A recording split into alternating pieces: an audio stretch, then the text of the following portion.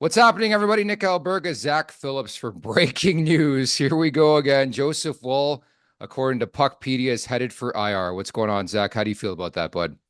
Well, it sucks. I mean, the thing that's the most annoying about this is like this is the most Leafs thing ever. We're not even at game one, and Joseph Woll, starting goalie, the guy everyone's all excited about to see in the net, is in there. We basically debated it on Morning Take for a couple of days when I was on there with Rosie. It's like, oh, why is he not playing? Why has he only played half of the first game? Gets in on Saturday night, plays 60 minutes, like we're good to go. And then you see that news this morning, he'll to be joining the team. It's just like, why us, man? Every time, why us? Why has it got to be the Leafs that have to deal with this stuff? We can't even play I, one game, Nick. I know I love the mystery too. There's always mystery, and even the way like they were really cryptic with Craig Berube saying, "No, I haven't announced a starter for the opener in Montreal." And it's like we get to the day, and all of a sudden, lower body tightness. I would say that I think obviously you have to be extra cautious with somebody who has injury history, but also the fact that it's early on in the season. I mean, what is it? A minimum of 7 days that would take them to what game four of this season? I think they have LA next Yeah. Wednesday, so 4 games.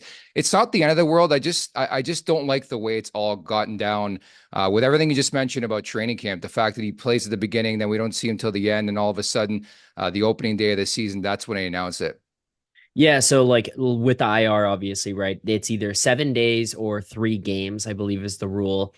Either way, he's out till next Wednesday. Like it doesn't really Yeah. matter there, just based on how the schedule goes. And then the other thing they could do is go retroactive. But what's that take them to? Sunday. He still misses the same 3 games. Like no difference. I think with Joseph Woll, as you mentioned, guy with injury history. This is a guy who lower body injury held him out of game seven last year.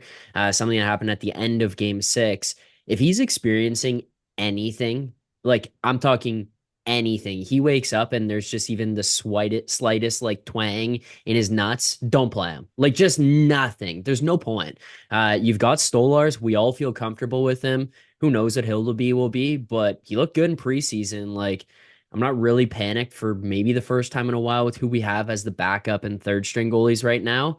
Just don't play him. Keep the kid healthy or get him back to health as much as you possibly can.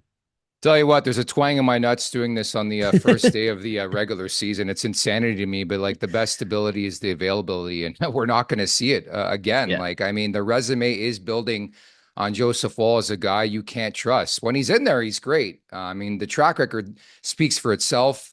I mean, they've, agreed on an extension. I mean, he is the guy, but unfortunately, he just can't stay in there. And I hate to say it, it's reminding me more and more of like a young Matt Murray, albeit Woll hasn't won in the NHL yet.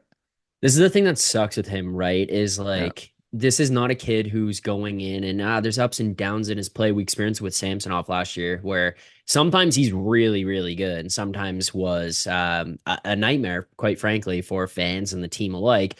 Joseph Woll is basically being go in, you know what you're getting. Really good play, calm, steady, plays well behind the team, gives the team confidence, gives the fans confidence. Like it's a nice feeling. The problem is that if he's not playing really well, it's because he's in the press box.